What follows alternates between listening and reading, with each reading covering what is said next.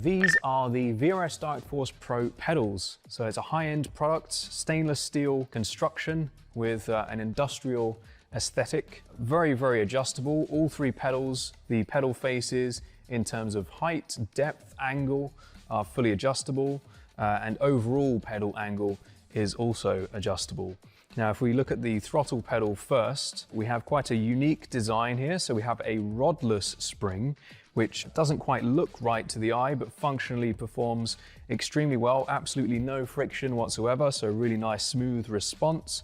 And we have a lot of adjustability here in terms of initial starting force, preload, and also overall force and pedal travel. So if we move on to the brake, we have similar levels of adjustability, a very high-end, heavy-duty construction. We have the blue spring on here at the moment, which tolerates a 65 kilogram maximum force. Also supplied is the optional red spring, which doubles that to 130 kilograms. These are linear springs, which is not normally how a real-life brake pedal feels. So we have this very clever mechanism on the back here, which basically turns that into a progressive, more realistic feeling, which gives you quite a decent bit of travel for low-level trail braking, and then more of a ramp up when you're really braking much harder. And we have this tie rod at the top, which is fully adjustable, along with preload, so you can really fine-tune that exact force shape to your preference. On the clutch, we have a similar level of adjustability in terms of pedal face and also the shape of the curve.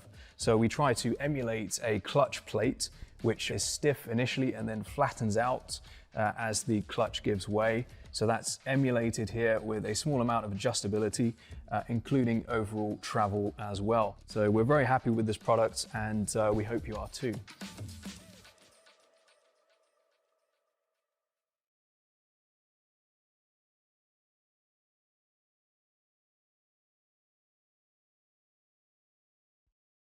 Racing isn't easy, but experiencing it is. iRacing puts you in the driver's seat with the industry's leading sim racing game. Drive on laser scan replicas of the greatest racing circuits from around the world. Go head to head against other drivers chosen by skill-based matchmaking to ensure competitive racing at every level. Compete across all your favorite series in officially licensed cars engineered to deliver the most accurate driving experience possible.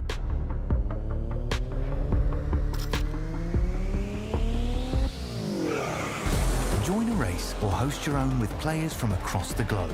Race against the computer or in a league with friends. Feel the thrill behind the wheel. Visit IRacing.com.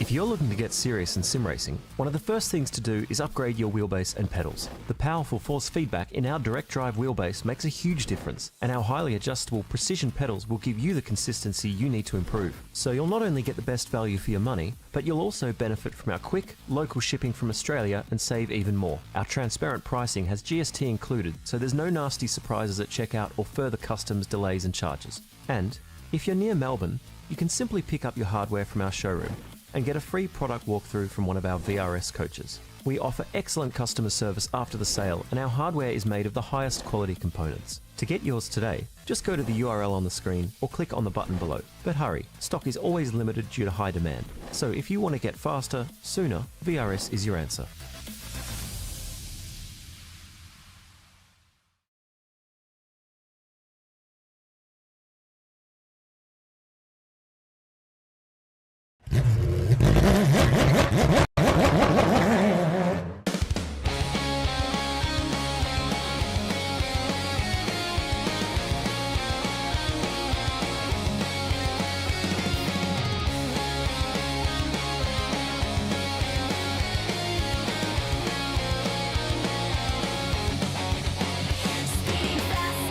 Control, feel the thunder in my soul. Through the danger, through the pain, only one thing to do to get to victory lane. Taking risks, full send, and in the end, be the best. It's taken over, cannot contain. victory lane.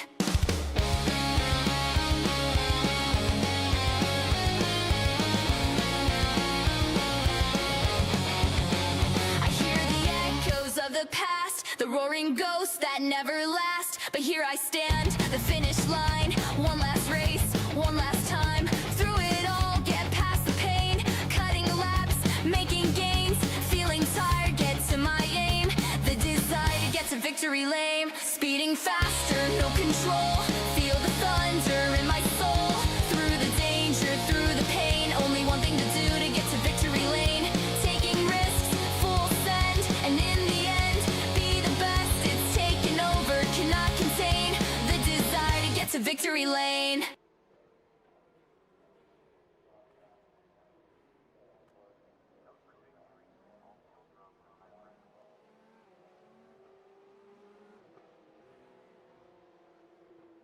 Good evening, good morning, good afternoon, ladies and gentlemen, wherever it is you may be watching from. Welcome back into Infinity Broadcasting, and welcome in to the iRacing World Challenge presents the VRS Virtual Racing School Porsche Cup Series for Round 8 of Season 3 here this evening. We are well into our second half of the season as we head on over to Portugal for Autodromo Internacional Algarve here this evening.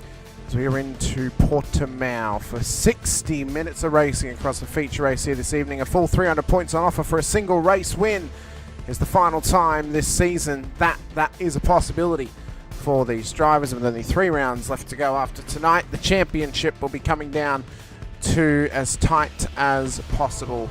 Hamish Munro here with you, to be joined by Brenton O'Brien here this evening, very shortly, I'm sure. We come into tonight with a very interesting scenario on the books in terms of the championship. We've got an announcement to make in terms of Season 4 of the VRS Porsche Cup Series, including the calendar for next season as well. Provisional calendar, subject to change a little bit, barring feedback from drivers and viewers out there as well.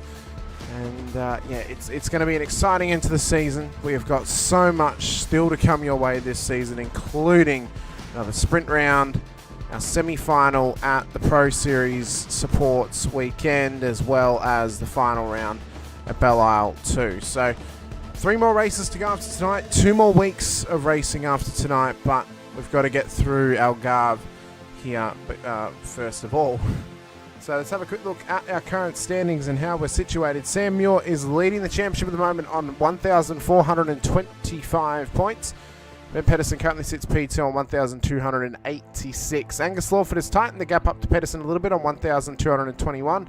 With Gordon Marshall on 1,191 points in the top 4. Stefan Lawrence makes up the top 5 at the moment with 1,146 points at this stage. For the Silver Championship, Rodney Golan slightly leads the way on 1,072 points ahead of Ellie Gardner on 1,059. And Dean Reddit sits in P3 in the Silvers on 1,038 ahead of Damien Cairns. For the Bronzes, well, Kurt Chapman gave up a heap of points last week after a horrid round out at Zandvoort. He sits on 920 points at the moment. With P2 in that class, Paul Wilson on 856. Currently 21st in the standings overall. Tim Nicol P3 at the moment as well. We've already got Rhiannon in the chat with us, as well as Harry Dodds and Mr. Ando too. What a soothing voice to help me sleep. Well, I'm so glad I can help you sleep, Jack, after such a tough day at work. But we've currently got 22 cars in the session. Our race controllers are all out there as well. And my co-host, Brenton O'Brien, has just joined me as well. Brenton, hello. Welcome in. And I was just discussing points and where we currently stand after Zandvoort last week. Well, yeah, and I wasn't here last week, and I do apologise for that. That's okay. It's been a busy time. Like, there's a lot going on, and I can't reveal it yet, but there's exciting times ahead. I can absolutely tell you there's exciting times ahead. There's a lot of work going on in the background. But yeah, so glad to be here, albeit late, and yeah, it's going to be a good night tonight. Very good night tonight. It's going to be a great night tonight. I love Portimao. It's one of my favourite tracks in the world. Yeah, absolutely. 60 minutes of racing. It's a good track for a test like that. Pit stops and strategy is going to be the key tonight as well. And I think importantly too, which we've already seen this season, Ben Pedersen and Sam Muir know what it's like to do well in these feature rounds. Both of them are the only race winners in the 60-minute races this season. They know the importance of banking 300 points in one outing, more so than anyone. And it's going to be crucial if Sam has an absolute mare tonight, Ben has to fulfill. He's got to cash in. Yeah, he's got to cash in. He's got to win and get the full Monty of 300 points to really stack in on that as best as possible. Now, excuse my naivety, wasn't here last week. That's okay. So, can you give me a quick rundown? It's so unprofessional. No, that's okay. It was very chaotic, I will say.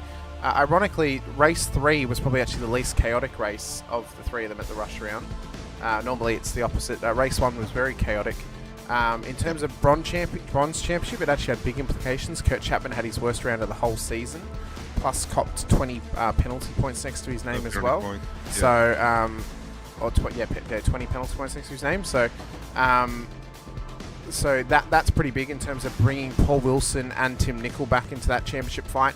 The silvers are just as close as ever, but it was a top-level effort from Sam Muir last week. Ben Pedersen had to fight back for every little point he could possibly get at Zandvoort. Yeah, so it just seems to be the same story every week. Like Sam's racecraft is just... Look, he has got the pace. We know we keep talking about his racecraft's good, but he's also fast. Oh, yeah. You know, so racecraft becomes a lot easier when you're fast. But at the same time, we know Ben's fast as well, but he's tripping over here and there. Going back, yes, Portimao is one of my favourites. It really is, and it's got me thinking about something right now because it's a track I don't think was used enough. 15 corners and was used. I think the first time I remember seeing was COVID times for the Formula Ones went there, and then certainly MotoGP's been there for a few times too. But I remember this track and I thought that is a cracker of a track. And then probably 12 months later, iRacing bought it out. So it is a favourite, and it's a track that just is good flow. You just got to keep momentum up of the car, and the results will come. There's a lot of rhythm needed around this track. Actually, understanding the flow of the circuit as well. We are running the slightly extended layout, of course, which runs us up down the main straight up towards Primera at turn 1, running around turn 2 up towards Lagos at turn 3. That's probably the earliest spot of the whole track where we could see a little bit of carnage and chaos. It's kind of a full 180 hairpin where drivers will try and go for dives, and the tight line is not preferred. The wide line's actually a lot better through turn 3. That's going to cause some dramas. Turn 4, the exit could cause some dramas as well. Torta VIP at turn 5, that could also cause dramas where drivers run wide, try and rejoin the circuit, and they make contact with another car. Running up through the roller coaster, turn 8 at Samsung's not necessarily bad for incidents between drivers, but definitely driver mistakes. It can be caused up there, and that's where the issues can arise. Craig Jones at turn 9 should be fine. Portimao at turn 10 and 11, we'll often see drivers kind of half spinning through there. The biggest danger is probably turn 13. As you come down the hill through 12, back up towards 13, it's a blind crest. Drivers will try and go right on the inside. Contact normally happens, and drivers end up getting spun out into the sand trap. Sacreas at turn 14 and Galp at turn 15, they should be completely fine, but I'd be worried about turn 3, turn 4 and turn 13 tonight, with the possibility of turn 5 as well as being our biggest issue areas in terms of incidents. Yeah, absolutely. But with the longer format, hopefully tonight the guys will have a bit more patience, be able to work their way through the field, chip away and try and get the right strategy. There's a lot that goes on in this series, there really is. I think at times the standard hasn't been great, but by saying that, there's been some outstanding racing, so it's been always entertaining. There's no doubt that will happen again tonight. Oh, I've got no doubts about that at all. Before we get into qualifying, as the drivers are just about to set their first laps, we can now show off our provisional calendar for next season. Announcements of sign-ups going live will go out very, very soon, probably within a week or so of this announcement, but we've got to do some things behind the scenes to really confirm it. Plus, this calendar is provisional. We're happy to take feedback from drivers and viewers on what they think of the calendar as well. Currently, as it stands, though, we have got penciled in for round 1 next season. Brands Hatch will open up the season for us. It'll begin in December. On the 8th of December, we'll then race round 2 at Magny-Cours on the 15th. We'll go for a Christmas and New Year's break. Return for Navarra in round 3 at the 5th of January. 12th of January, we'll be out at Jerez for the Moto Circuit. Monza GP will then be on the 19th of January for round 5. We'll have a weekend off for Australia Day because we do actually fall on Australia Day this or next season. So the Friday and the Monday races of that weekend, we won't have any. We'll have some fun events on, but there won't be any championship rounds. Round 6 will fall on the 2nd of February out at Motegi. Round 7 at Suzuka for the 9th of February. Circuit of the Americas on the 16th of Feb. Mexico City National Circuit on the 23rd.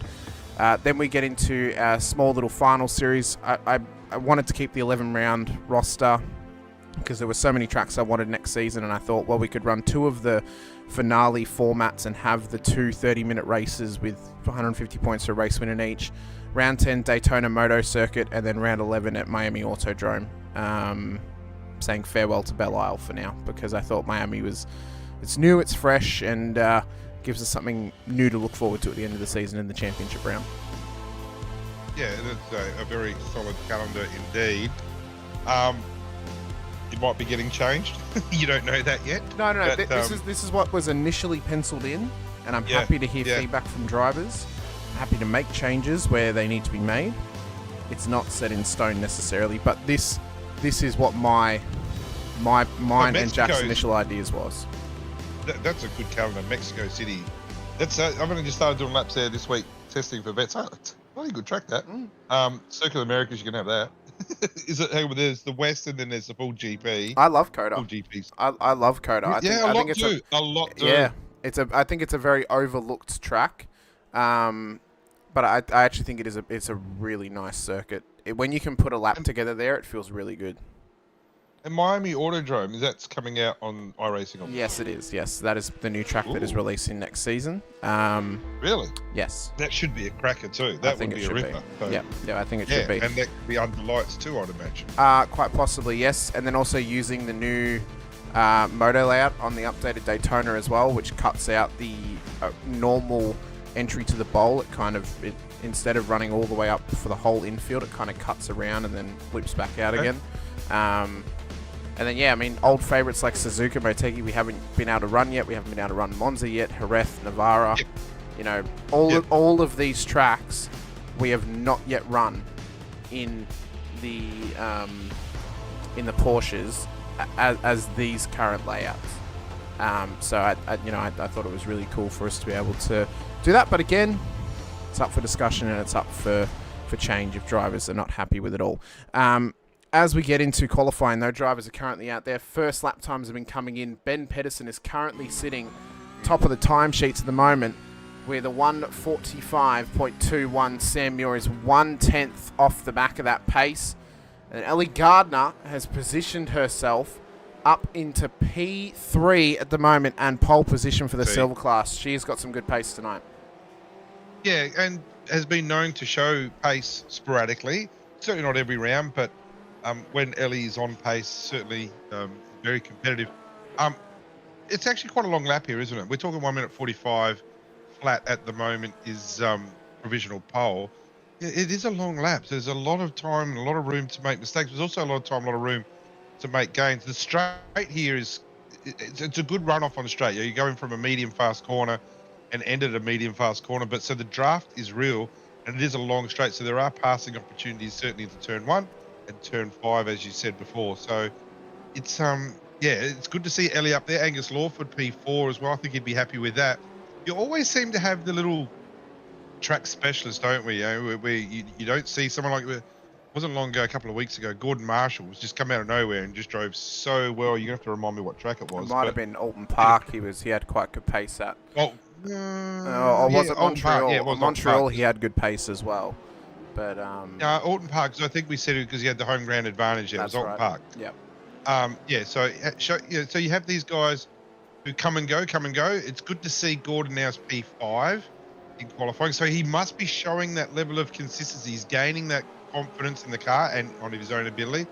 So it's great to see him up there. Stacey Boyd, we saw have a race win not so long ago. P6. Now, gold class driver as well, obviously. But again, P6 would be happy with that, I would think, at the moment. He's doing a great job.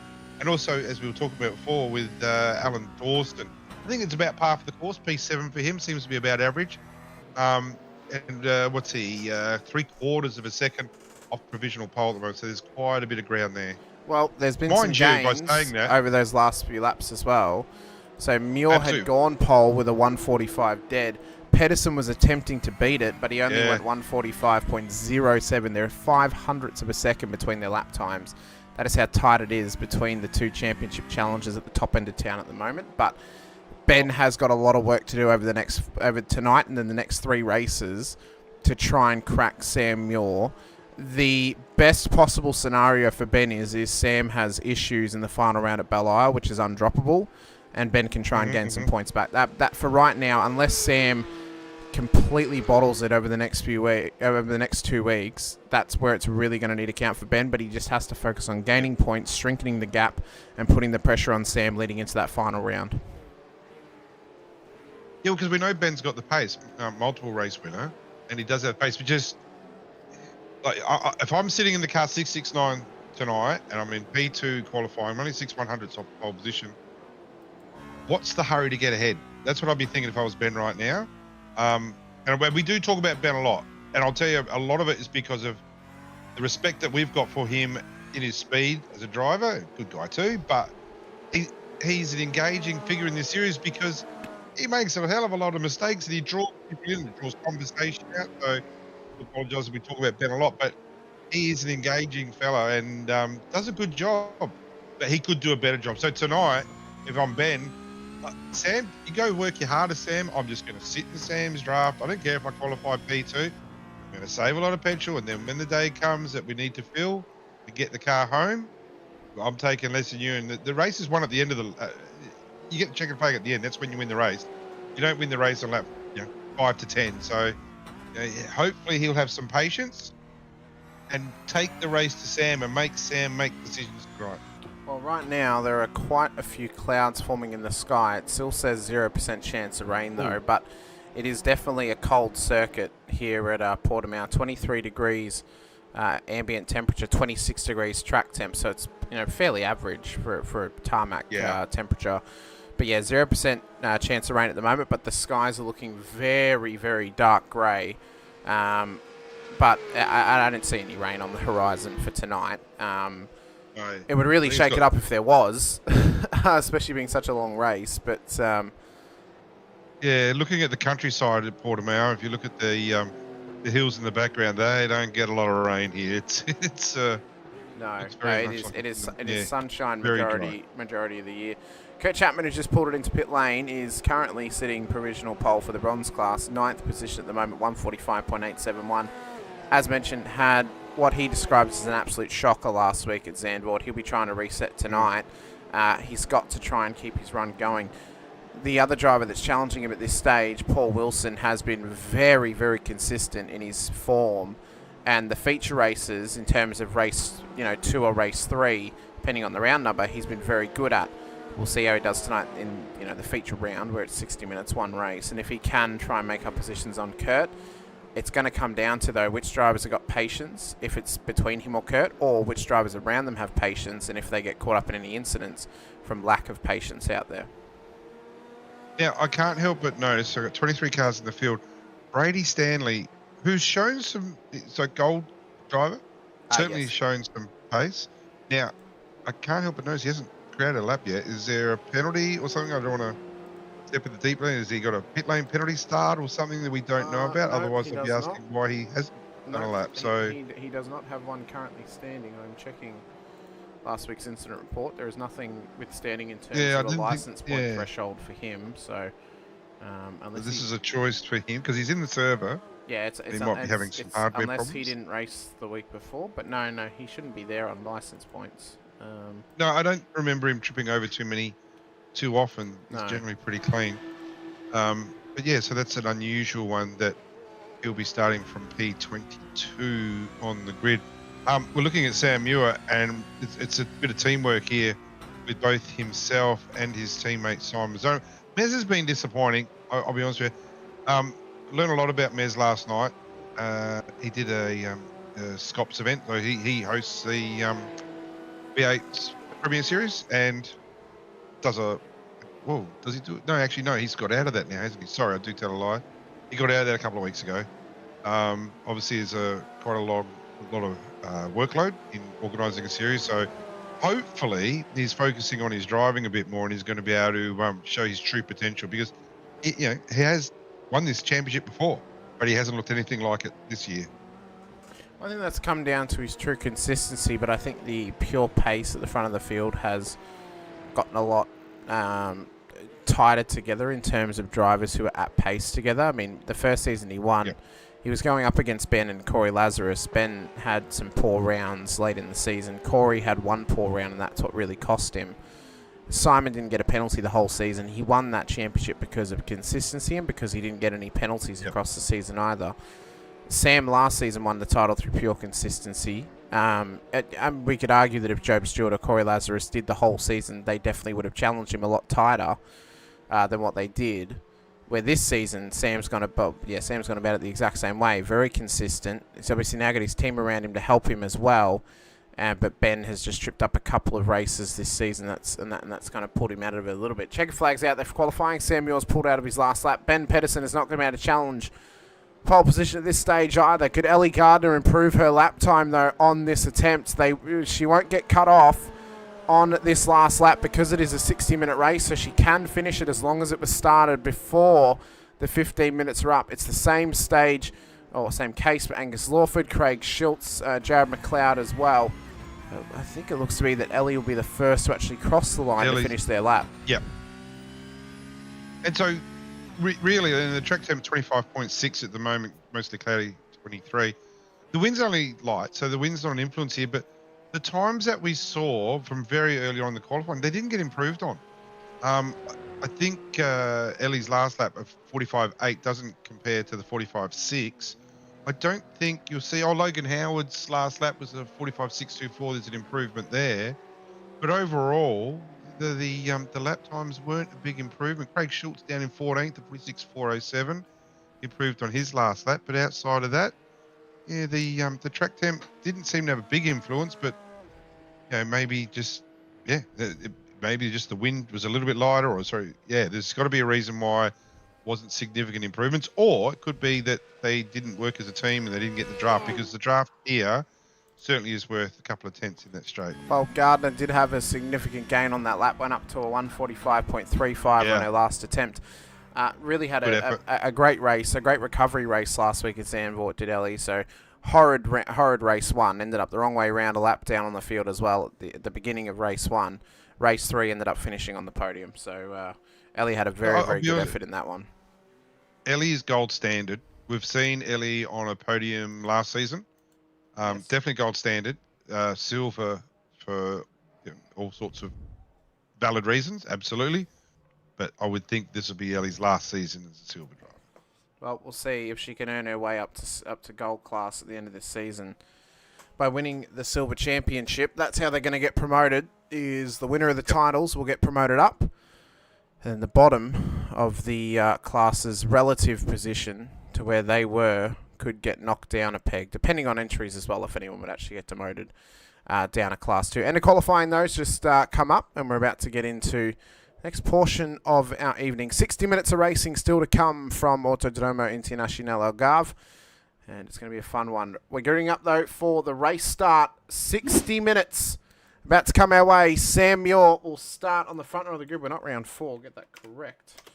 We're at round 8, so let's fix that. Samuel will start pole positions on alongside Ben Pedersen on the front row of the grid. Ellie Gardner will start pole for the silver class as well. Logan Howard and Angus Lawford will then start in behind, with Stacey Boyd on the third row of the grid. Gordon Marshall, Alan Dawson then will start in the top 8, with Simon Mazzomo and Kurt Chapman, the bronze class pole sitter, making up the top 10. Stefan Lawrence, Damien Cairns will then make up our top 12, with Harry Dodds, Craig Schultz starting in behind. Jared McLeod, Jamie Fleming. It's got some big fans out there already. We'll hope to see Jamie do well here this evening. They'll start ahead of John Akers and Paul Wilson. Ronnie Golan and Gary Watson making up the top 20. Barry Punter, Brady Stanley then make up our 22-car grid. Greg Favell, Leith McClement and Lucas Burt, our race controllers here this evening. So, yeah, could be a good race ahead of us. I said on these races, strategy is so important. It's a marathon. It's not a sprint, and it should be treated as such. And I'm confident tonight that we're going to have a cracking race, not just at the front. It's going to be a Muir and Peterson head-to-head, I believe. But, someone like Stefan Lawrence, who I thought had a disappointing qualifying down in P11, he's going to, I think, start working his way through the field. So looking forward, we've got another minute and a half before the start. And the drivers have just had their instructions from the race stewards. There's going to be some cars you're going to have to watch come through the field. Stefan Lawrence, I don't think he's going to come bursting through, but he is a quality driver. He's a podium driver. Let's see how he'll be the guy I'm watching out for most tonight. Let's see what he can do in the car 052. Yeah, I think Lawrence has definitely got something to prove as well. Shout out as well to those drivers who have already signed up as wildcard entries for Bathurst. Probably the biggest name that has signed up thus far, Zach Ratchway-White, who has signed up to be a wildcard for that event. So we welcome anyone and everyone to sign up as a wildcard for that one. $5 entry fee. The sign-up form is in our Discord. We're going to limit it until we get to 50 entries, but we will also may let a few more in depending on who's going to be able to race that event as well. Sam York. It'll be a busy night for Zach, I would think. That Oh, night. yeah, it would be. Doing qualifying. But you know what? He's up to the pace. I'm sure. He definitely is the Eclipse Sim Sports driver of Zach Ratchway-White. Sam York, though, will start pole position here this evening for 9.5 Sim Sports, the Racecraft Simulations entry. So he'll start alongside Pedersen on the front row of the grid. Gardner, can she pull out a second podium in a row in a feature race this season? She got it in race 3 last week at Zandvoort. Could it happen again tonight here in Portimao once again? It's exciting times as the end of the season approaches. It's 4 rounds to go this season. After tonight, it'll be 3 left across 2 weeks, 8 days. We'll go racing 3 times. But what can Portimao bring us? What answers are we going to get to the questions that are yet to be answered? Lights are up, and we're underway at Portimao. It's a hot start from the front row. Gardner did well off the line, but Howard did a little bit better. He's up into P3 already as we run in towards turn 1 for the first time, and the scramble has begun. Muir takes the lead, holds on to it, and runs with it at this stage. Pedersen right with him. Howard going there too. Couple of drivers running right, including Marshall at turn 2, and as they run up through 3 for the first time, it looks like we managed to get away nice and cleanly. Stefan Lawrence, though, has missed the race start and has started from pit lane. That's a massive loss for him. Yeah, that's obviously he's going to be sweating now on a safety car. A lot going on here. I think there was someone who went particularly wide on the Exeter one. Was it Alan Dawson, perhaps? It might have been Dawson. Yeah, I think it was. Lost a lot of spots, but is already making some gains. But he's down 3 spots from the... it's like Harry Dodd's up by 4 spots is a good start. And same with Brady Stanley. That's the one we watch. He's up 6 spots starting dead last. Wouldn't mind seeing what Brady Stanley can do because we know he's a quality driver. We know he's a fast driver. Let's see what he can do. And as for Stefan Lawrence, there has to be a reason why. Don't know what it is. Might have just missed it, but it's a costly mistake. Actually, let's do this. Let's play our game where right at the moment, Stefan Lawrence is 20.7 seconds off the lead. So let's see how far he is by the end of the race. We'll see how far he gets up as Ellie Gardner's under pressure here from Marshall. Has already been passed by Boyd as well. We ride on board with Lawford, who's had a hot start. He dropped a few spots, but dived back up a couple of positions. There's contact with Marshall and Gardner. Great avoidance, though, from Lawford. Behind. Yep, and then I think it's Damien Cairns that has been caught up in it. It was. It's off the road. That's on Marshall. There's going to be a penalty coming there. That's an easy one.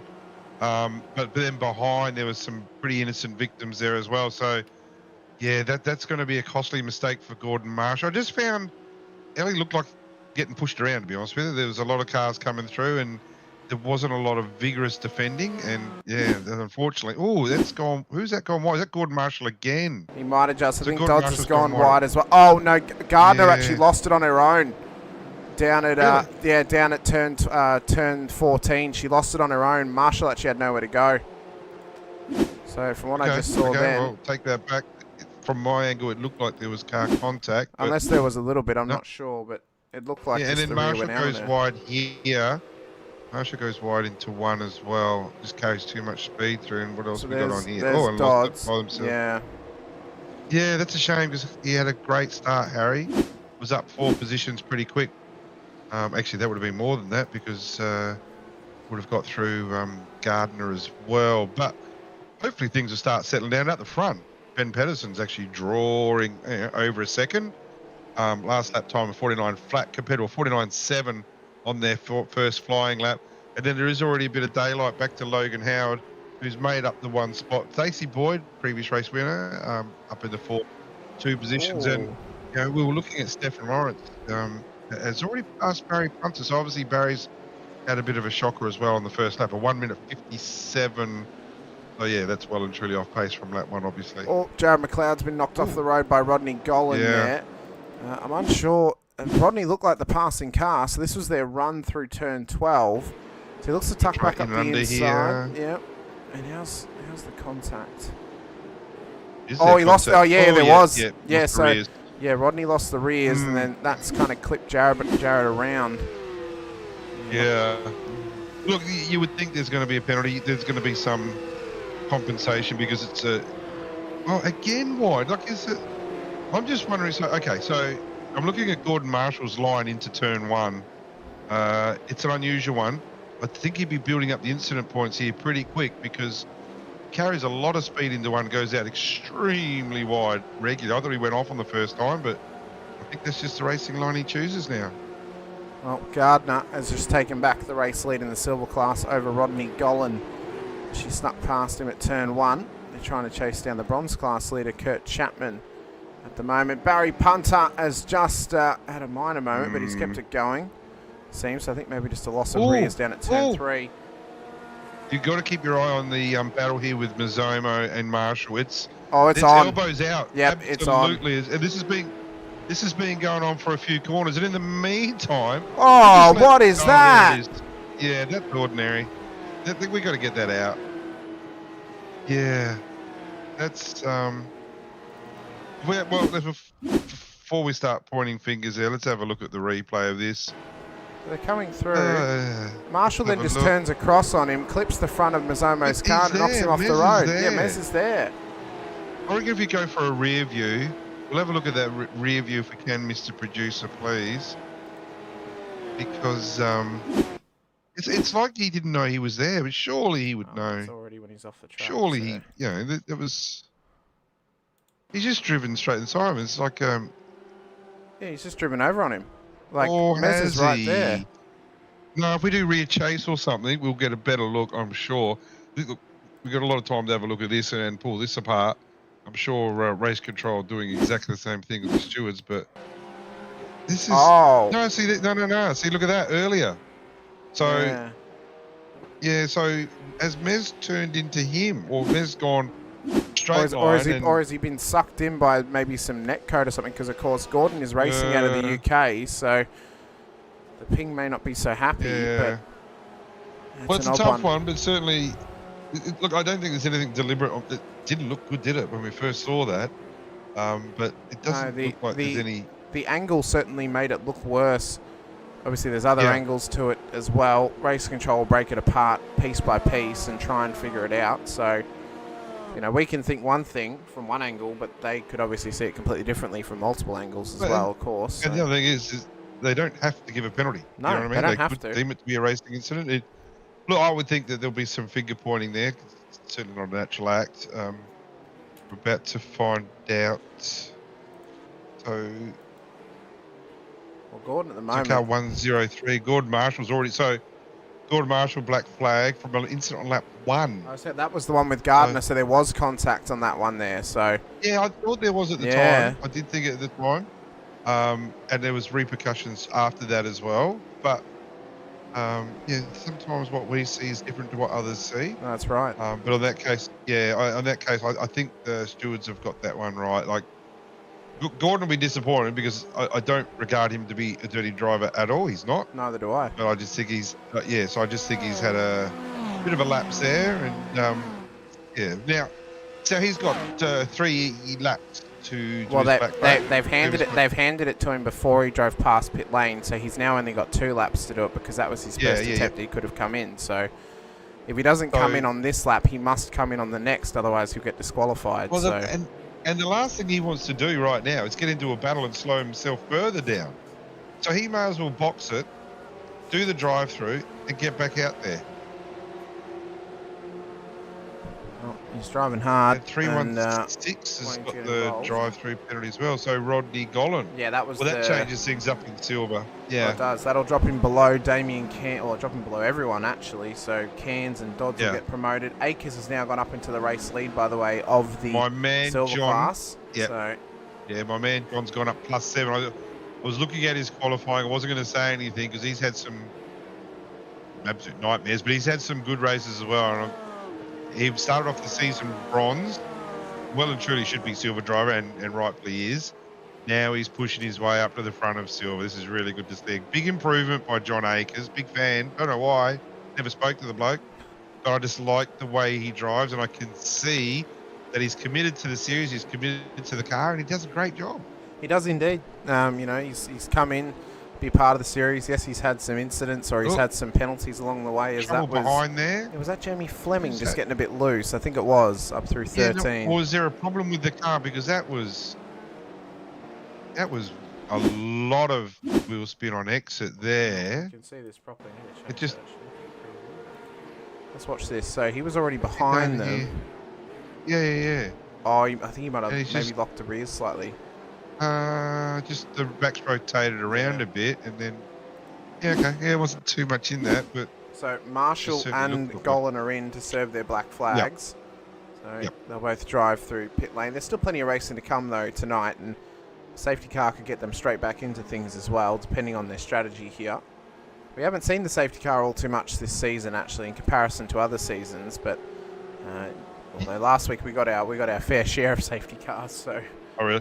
Maybe. Well, but the thing is with this track, there's a lot of runoff areas, isn't there? So unless someone pops an engine and parks it on the black stuff, you wouldn't think safety car would be favourite tonight. And so let's just see. So 28 seconds is your drive-through pace. So you'll lose what 24, 23 seconds in race time. So yeah, it's a fair penalty. Absolutely, it is. And considering Marshall made contact with Gardner, and Gardner's 19 seconds off the lead, but up the front, Sam Muir. We were talking about Pedersen was over a second ahead. Not anymore. Up the front, it's Sam Muir doing the racecraft, and is right on the back of Ben Pedersen, just 7/10 of a second. So we'll be just sitting there, probably doing what we said at the start, sitting there, saving fuel, just getting the job done with some good racecraft. Well, Sam will be ultra patient as we ride on board with Angus Lawford tucked in behind Stacey Boyd as well as they run down the main straight. Yeah, Barry Punter's got an issue as well. Yeah, he does. Yeah, Punter's, I think he's recovered. I'm pretty sure he's recovered, but there was obviously a problem with the Punter car. What's happened? He's had some down here. So he's lost a lot of time. I think he's done it by himself. Yeah, just off the road at 11 and 12. But I think his crash has come and he's rejoined. Maybe just as he. That's a lot. That is a lot of gravel. A lot of gravel. Yeah, to be brought back on that there. One. So you get corners like turn 7 and turn 11 here where they start within the apex. It's gone again. So, yeah. It's a shame. But like we were saying, 7, 8, and 10, 11. They both they're quite open, fast corners, but then they tighten up. So. There's a lot of times where the car can get away from you, and I think Barry's in the pits now. Yes, he is. So, obviously, some type of problem there. Yep, so he's just come back in. See, Boyd is under some sort of pressure. And Lawford has gone off the road. What has happened? Oh, no, he's still there. Oh, my God. I thought he'd gone for a second. My lordy. And Gordon Marshall's received a second drive-through. So, yeah, that's disappointing. And again, we know what it's for, but well, he's just put it in the wall, and he's just towed back to pits as well. So this is not going to be good for Gordon. You don't, you don't do that, Gordon. You're better than that. You're better than that. He locked up when he got the call, pulled it off the road. Yeah, but then he's just pulled it out. No, you're better than that, and then he's left the service. So DQ plus penalties for next week. Rear grid. I believe. No, that'll be based on where he currently sits. He currently sits with, if I can look quickly, where is he on my list? Gordon. No, that's not good, Gordon. You don't want to be doing that. If you're watching the broadcast, I hope you are. He was already on 5 licence points coming into this race. Next penalty is at 6 licence points, which he would have gotten to with his drive-through. So. That'll put him now at 7 with another drive-through and then his tow. He's probably run through a couple there, so that's unfortunate for Gordon. Yeah, well, I hope Gordon's watching because look, everyone has those nights. But it's how you deal with it, Gordon. You probably could have handled yourself better tonight, no doubt. Sometimes you just got to accept the umpire's decision. We both saw it the same way. And if there's a safety car that comes out, Gordon, you're kicking yourself.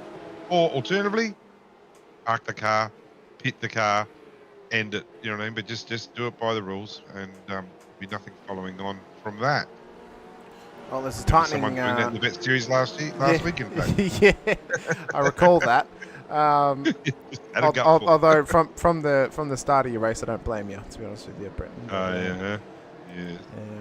Well, at the moment, though, we've got a tightening battle back here. Paul Wilson under pressure here from Stefan Lawrence, his teammate, Damien Cairns as well, and Gary Watson too. So it's a little hot property of battle outside of the top 10. It's good to see these guys getting involved in it too. We're 14 minutes into this race. It's going to be a long haul sort of event, trying to save the tyres and save the fuel as well. Because you don't want to be taking tyres tonight, Brenton, but the more spins you have, the worse your tyre wear is going to get, and then all of a sudden, if you don't take tyres, your car's going to feel like it's on ice, and that's not going to be a fun time here. We're thinking there's still 25 or 26 laps to go. We're on lap 8 at the moment. Sorry, lap 9 at the moment. So, you know, the tyres might not be the worst idea. Track temps up to 24.4. It's really not hot, but this is a track that does munch tyres. So it's something that they might actually consider tonight if they, Look, there's time that's going to be lost, absolutely. Cairns caught the curb. And then reversed back right into Gary. What the heck? Oh, Damien. Oh. Well, yeah, Paul Wilson's the unlucky recipient there. There's drive-throughs coming everywhere tonight, isn't there? It really is. This is why it's the crunch time point of the season, Bretton. This is where you've got to try and keep your wits about you a little bit. Obviously, sometimes mistakes happen, for sure. You know, no one's exempt to mistakes. But yeah, this is the tough part of the season. We've got 25 laps to go. Yeah, I know. We've got 25 laps to go. Probably don't need to be putting a nose in. And again, if we look at the battle with Mazzomo, I think it's Mez here. Yeah, it is Mazzomo trying to work his way back through the field. Did Mez have a problem? Well, he was knocked off track by Gordon Marshall earlier, if you recall. So. Yeah, but I didn't think he lost that much time. He did. Yeah, but he was spun around the wrong way. Be 40 seconds off the lead. Yeah, no, I understand the thing with Marshall, but I didn't think he fell that far down. I'm wondering if he's had another problem as well. He's down 6 positions. The biggest mover by far, Brady Stanley from P last. Take away Stefan Lawrence starting in pit lane, but Brady's up 15 spots, up to 7th. Now, we were talking before about Stefan Lawrence. What did we say? 19.7 seconds? Yeah, he's up to P12. Yeah, he's up to P12. And 32 seconds. Yep. He just made a pass 4. Yeah, so 32 seconds. So probably wouldn't have had the pace tonight anyway to keep up with the top 3. The top 2. Mind you, doesn't seem many others are at the moment. But the race at the front is actually quite interesting. Like, these guys are leading as slow as possible, and they're still pulling away. So it's a hell of a race we've got developing here. I like that camera shot. That was a good one. Thank you.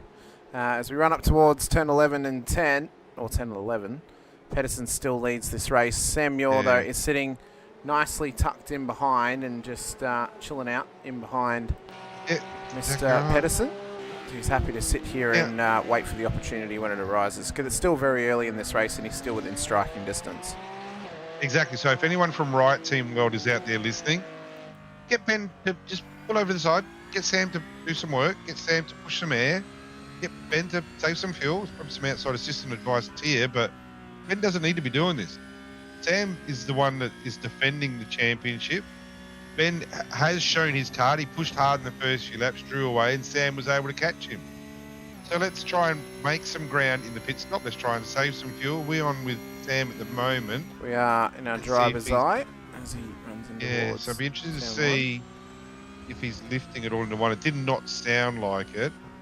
Now, but unless Ben can push away, and it doesn't seem he can, then move out the way. There's a long way to go. There's 42 minutes of racing to go. I would think at the moment it's a heavy advantage to Sam at the moment. Well, you'd be able to at least save something in the the clear air or the dirty air that's being pushed off the back of Ben's car, because he's just able to sit right in that slipstream and get a nice easy run up to pace. So it saves him a bit of fuel trying to get the car up to speed. Lawford and Boyd I are love these races. still unable to get separated, by the way. But yeah, I love these races. I love for the these races because strategic value. it's so interesting. Like Yeah. there's the strategy. It doesn't just favour the fastest driver. It also favours the smarter driver. And at the moment, Sam's the smarter driver. I've got no doubt about that. And I think Ben might be the faster driver. But this is why it's going to build at the end. And also, what are we on here with Angus Lawford at the moment. Lawford. Yeah. So again, this is a battle that keeps going with Stacey Boyd. And Lawford's the same. I think Lawford's fastest lap 47 flat. Sorry, no, 46.1. As is Stacey Boyd's. Both of them 46.1. So who's got a pit lane penalty Lawford now? has just lost the rear end. Gee, we talk too early. Well, I do. He was sitting nicely in behind. Oh, he was. His teammate Dodds is trying to chase down Simon Mazzomo at the moment. Craig Schultz has got Jared McLeod in behind him as well. So there's some tight battles out there still, but the fuel save game is on at this point. We are a third of the way through this race. Damien Cairns has got a black flag for what I assume was that incident at turn 1. Yeah. No surprises there. Damien's a good guy. Does a steady job in vets, but he makes a lot of mistakes. Just makes a lot of mistakes, and that was just a lack of concentration. I reckon Mez's tyres are gone as well. He's I've been watching Mez quite a while. I know you've got your camera on something else, but Mez's rears are floating all over the place at the moment. He's finding it. So in a normal world, you wouldn't think that Harry Dodds would be 0.2 of a second quicker consistently. Dodds is going to be on him very soon, if not already by now. To be fair struggling. To be fair to Dodds, he's got a lot of pace in road racing in general. I mean, they've got a big blink. Yes. They've got a very similar I rating. Yep. Yep, we're back again. Yep. That's good. Very similar I rating. Dodds has been learning the car though throughout this season and resituating himself within the car and getting comfortable. But absolutely, he's improved a lot. He's finding pace, but he's also finding confidence with his results this season too. So Mez has left the apex of that corner about an hour and a half ago because he's missed that apex by a mile because the rears just start to get away from him. I think he's genuinely struggling unless he's got some damage with that car that I can't see. Like even as he rises up the hill there, that car's doing a lot more work than it needs to. And Harry behind him, he's able to keep that thing pointed in a straight line. And again, just there, like just the rear's clicking a little bit for Mez. I think he's pretty uncomfortable. I think if anyone's going to be taking tyres tonight, it's Simon Mazzomo. Well, we'll see if he does take some. Jamie Fleming at the moment is under pressure here from Stefan Lawrence. He's trying to... That's easy. Hang on. Yeah, no, it is with Stefan. Okay, so Stefan had already got past him. That's fine. That was a good move there from Stefan, though. Now up into P11 on the road. Angus Lawford is now under pressure, though, from Alan Dawson after his mistake earlier on in the race. So now Dawson is creeping up on the back of him here. Angus, though, very accomplished driver across many different car types. Won the regular season for our Friday Night Rod Knock Cups. Leads the title race as they head into the playoffs this week at Texas Motor Speedway on Friday. So he'll be hoping to win a title here in IRWC and learn a bit more about the Porsche Cup car and maybe reevaluate, reassess and re-attack for a championship next season because he's probably a little bit too far away at this stage to try and challenge Sam Muir for the title. Yeah, so the race has started to settle down at last.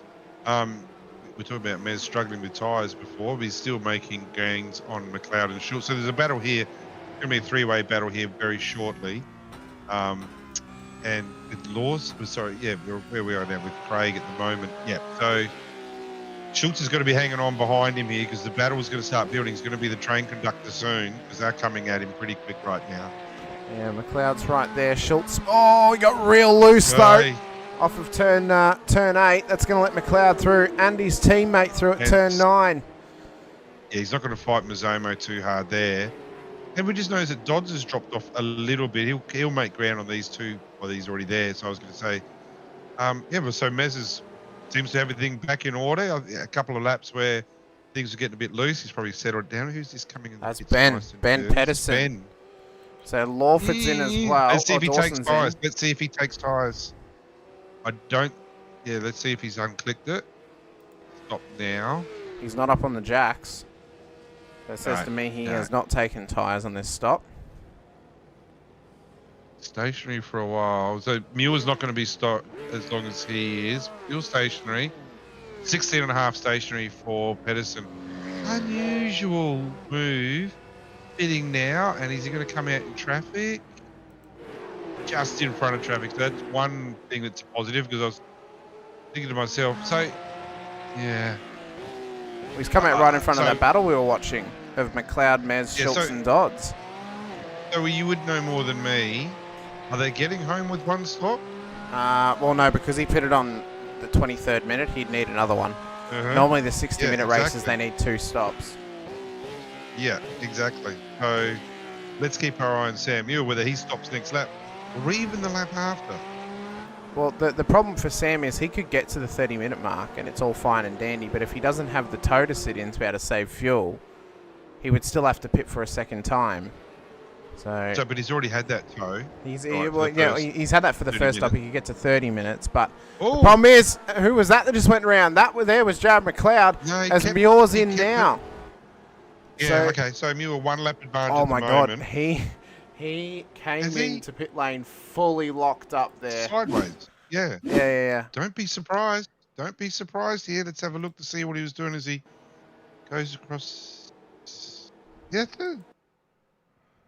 He comes that's in. an unusual entry. Like it's almost like. So I reckon he was really close to bit. Yeah. Has he made it? He has. Logan Howard's got a black flag. I think he's actually sped into pit lane. Be a bit lame. Because I'm not seeing anything that would state that he has copped a black flag from race control, so... No, he hasn't. No. So Muir would have been very close to making the next lap, and I reckon he's bailed late on that. Let's have a look. Muir, He's dropping 17.5 seconds stationary, so a longer stop. Well, he went a lap Let's have longer, a look. so maybe he just didn't have quite as much save as what we anticipated.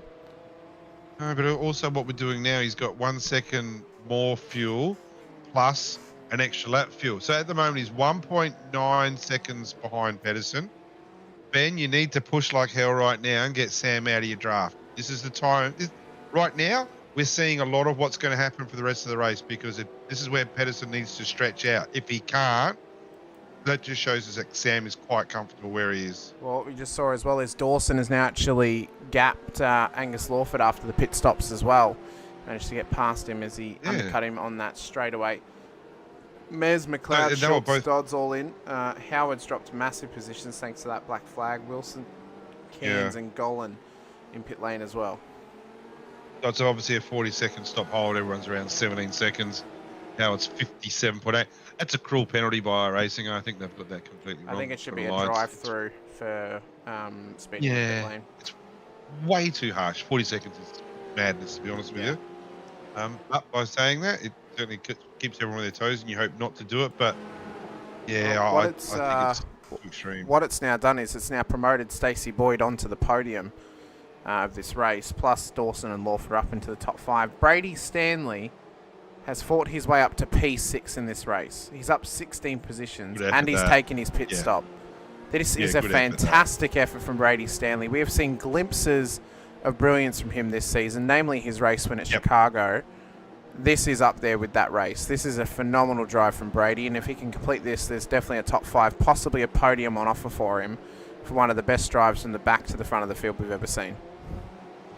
Yeah, no, it's been a very, very good job. I think still the best job I've seen from rear grid is Matt Bowler at Bathurst last season before even.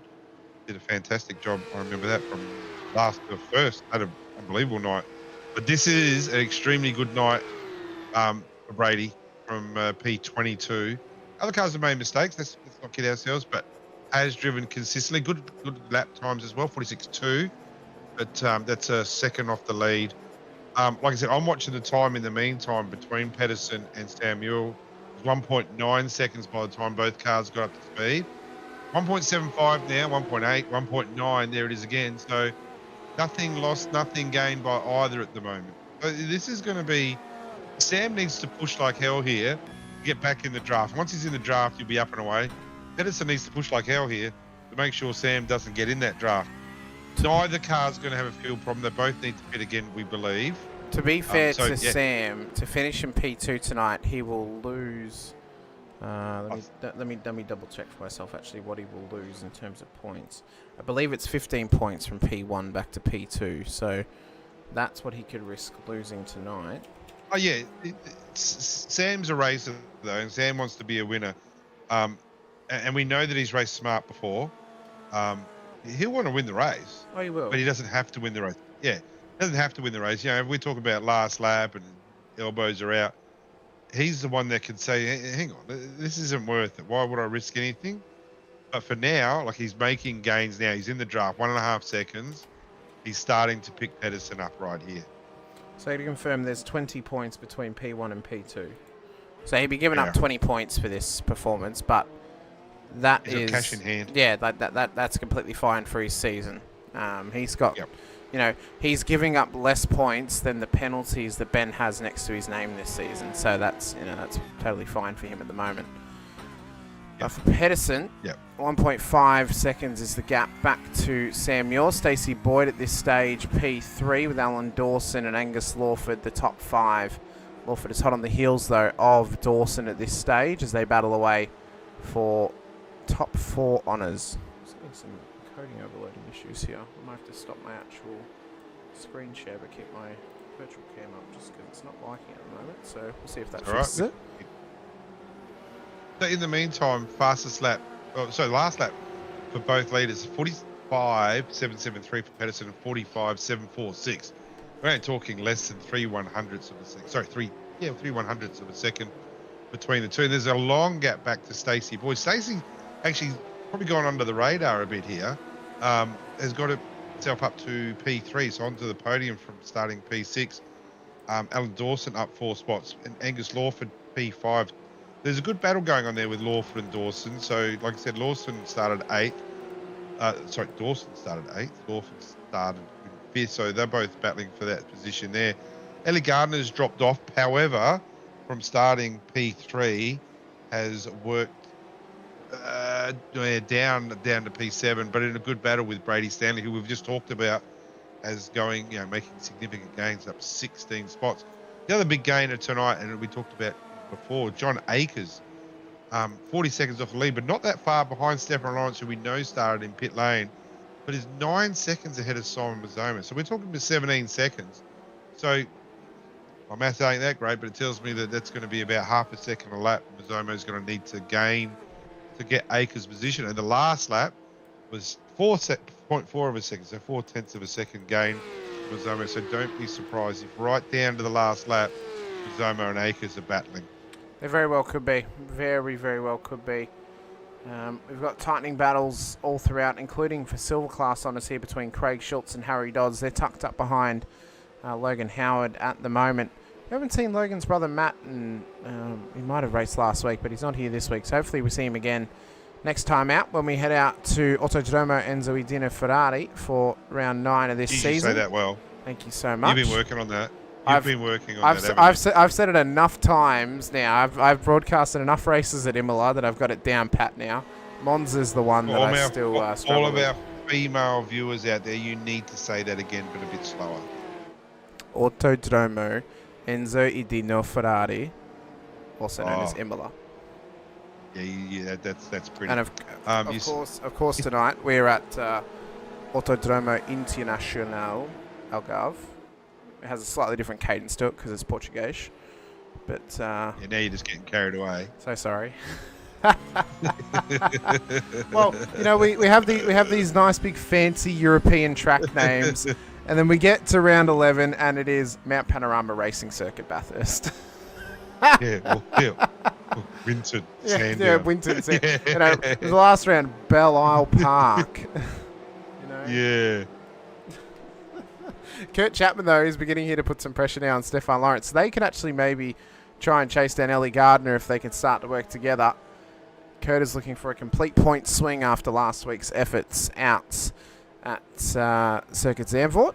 So for his worst round of the season, he'll be hoping tonight to maybe try and get his best round of the season under his belt. He's right on board with him down towards turn 1. We know that Lawrence has had to try and fight his way forward tonight. It says he's up 3 on our timing, but really he's up from P22 up to P8. He's up 14 at this stage. He's only gone up 2 positions less than Brady Stanley, who is battling away here with Ellie He's just Gardner. In been fact, passed Brady, by he's actually Ellie just let her Gardner. go. So Yeah. is Brady maybe just trying to save fuel here and run a very smart, So- clean race, possibly? Well, yes and maybe no, because these two pitted at the same time. So maybe trying to save fuel behind Ellie now, or maybe, don't forget, Ellie started P3 on the grid, so clearly has got pace around here. So it was an unusual move. It's one that probably says that not going to fight later on in the race because Ellie looks very comfortable. Next target for Ellie is Angus Lawford, so doing pretty much exactly the same times, 46 flats there. Dawson and Boyd are probably the weaker of the links ahead of them, 46 twos, but no, there's bit of work for Ellie to do. That's going to be a 5-second gain. Like I said, the battle that I think is most intriguing and shouldn't be happening is the battle for P10 to get in the top 10 between Akers and Mazzomo. So there's a big gap between them, so you won't get much on TV land. But Mazzomo was making decent gains. Mazzomo had to gain about half a second a lap on Akers. All of a sudden, that's come to a grinding halt. In fact, Akers was faster than Mazzomo last lap. That just shows you where John's at with this car. He's improved so much with this car. He's quite comfortable with it.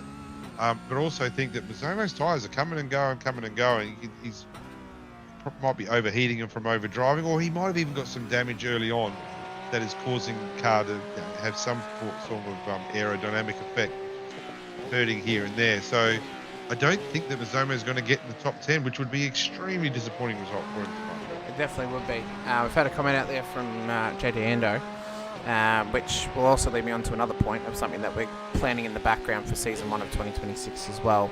Of a different nature though, but what are your thoughts on the rumoured V8 Supercars series coming to IRWC in a time slot for our American audiences, which if that were to happen would likely be a weekend morning, probably a Sunday morning I would argue.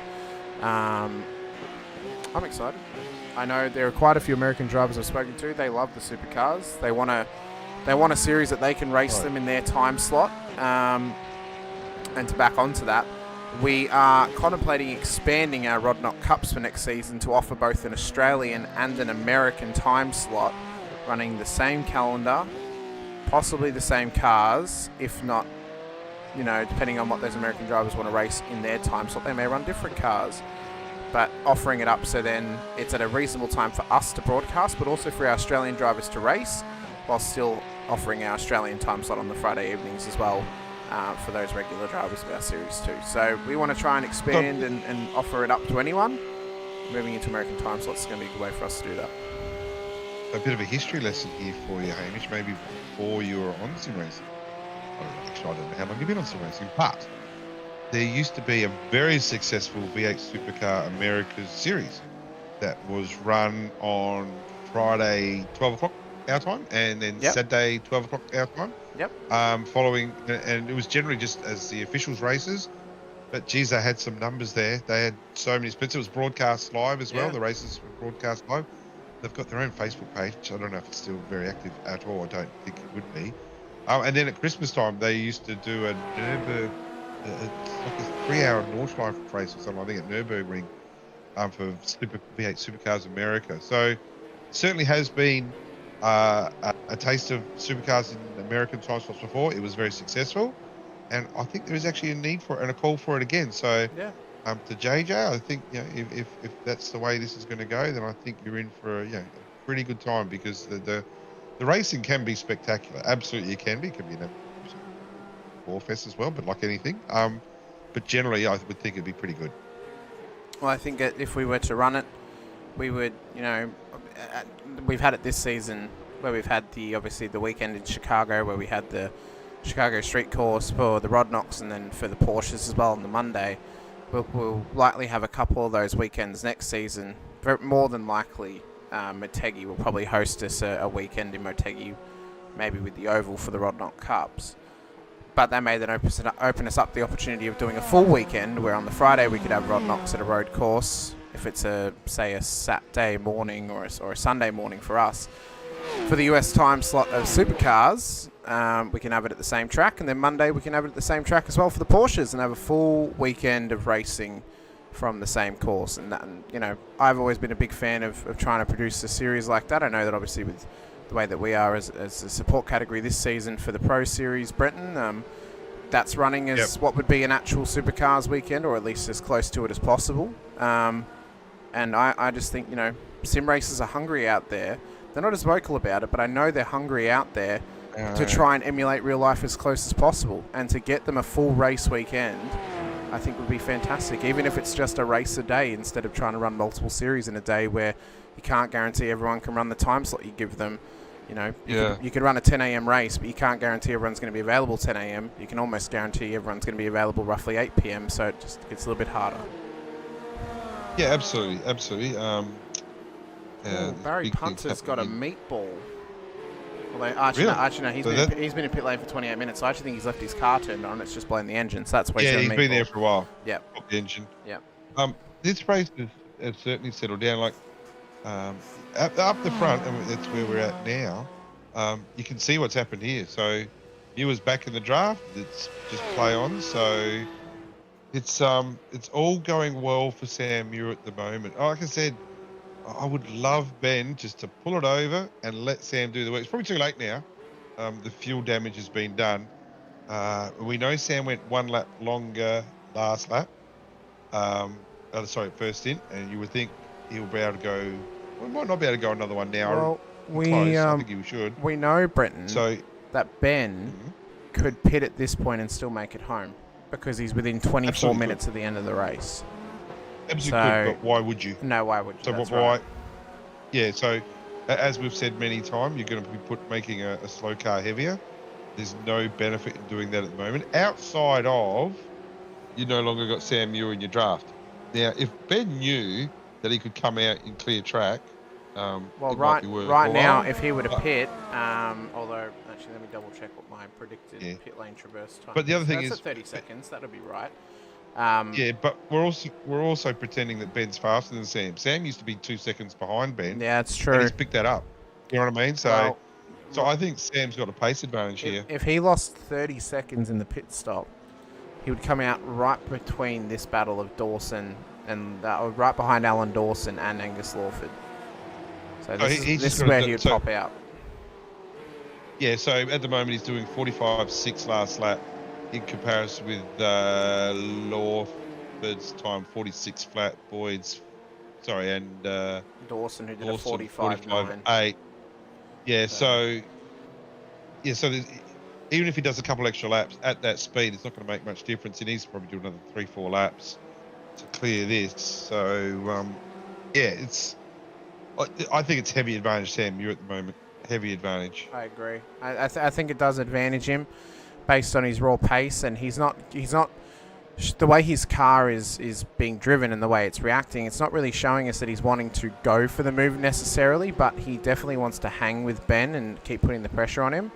He is having to push though, it seems, because we saw him get a little bit loose there off the exit of turn 4. So he's just wanting to hang with Ben as much as he can, and put as much pressure on him as he can, and just try and sit with him. And he'll probably wait until after this next pit stop to really go for his move and try and then put pressure on him by leading him to the end of the race. Yep. What's going on in the world of sim racing? We were talking about that before, that people want to recreate it. And we can, but do we need to? Don't think so. That's the advantage of having what we've got. That's right. We don't have to. We've got so many variations that we can introduce that don't cost the driver or the teams a single cent.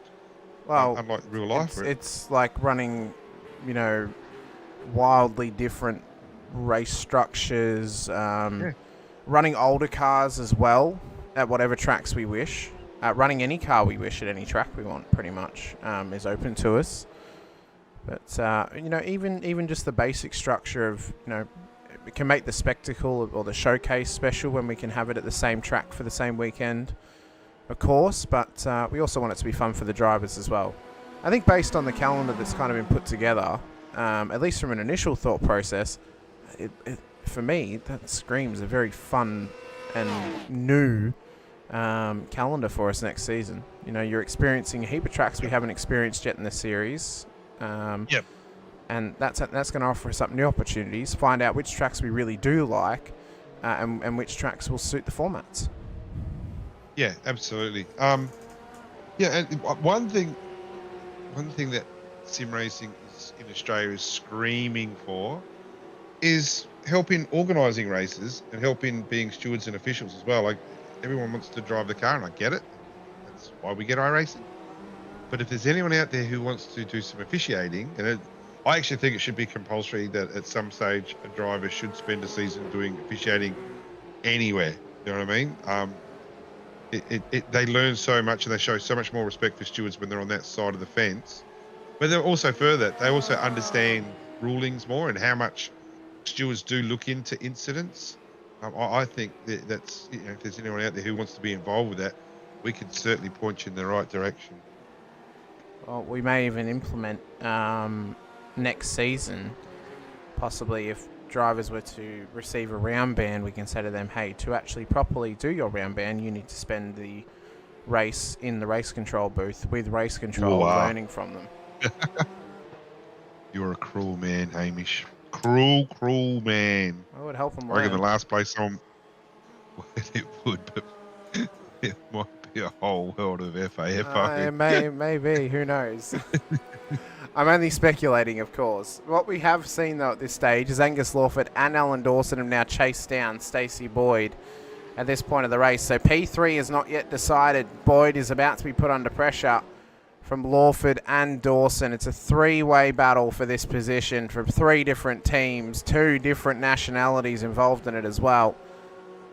And what a prospect of the rest of this race we've got on our hands. Final 15 minutes to come your way at this stage. We're going to take this time to give a quick thanks to our series sponsors, VRS. Don't go anywhere. We're back very, very shortly with more from the VRS Porsche Cup Series live from Autodromo Internacional Algarve.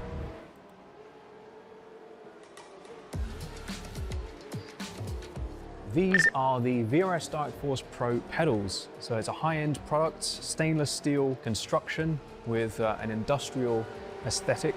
Very, very adjustable. All three pedals, the pedal faces in terms of height, depth, angle are fully adjustable, and overall pedal angle is also adjustable. Now, if we look at the throttle pedal first, we have quite a unique design here. So we have a rodless spring, which doesn't quite look right to the eye, but functionally performs extremely well. Absolutely no friction whatsoever, so really nice smooth response. And we have a lot of adjustability here in terms of initial starting force, preload, and also overall force and pedal travel. So if we move on to the brake, we have similar levels of adjustability, a very high-end, heavy-duty construction. We have the blue spring on here at the moment, which tolerates a 65 kilogram maximum force. Also supplied is the optional red spring, which doubles that to 130 kilograms. These are linear springs, which is not normally how a real-life brake pedal feels. So we have this very clever mechanism on the back here, which basically turns that into a progressive, more realistic feeling, which gives you quite a decent bit of travel for low-level trail braking, and then more of a ramp up when you're really braking much harder. And we have this tie rod at the top, which is fully adjustable, along with preload, so you can really fine-tune that exact force shape to your preference. On the clutch, we have a similar level of adjustability in terms of pedal face and also the shape of the curve. So we try to emulate a clutch plate, which is stiff initially and then flattens out as the clutch gives way. So that's emulated here with a small amount of adjustability, including overall travel as well. So we're very happy with this product, and we hope you are too.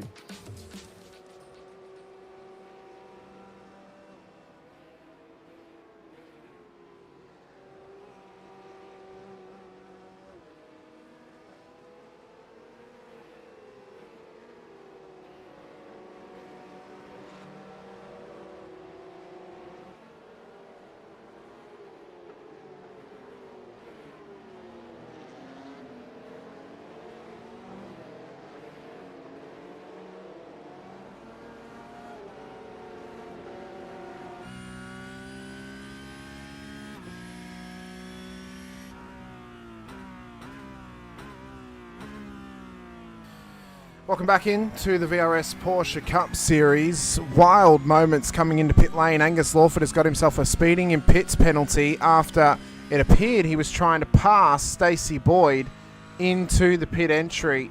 It's one of the weirdest moments I think I've ever seen on a pit lane.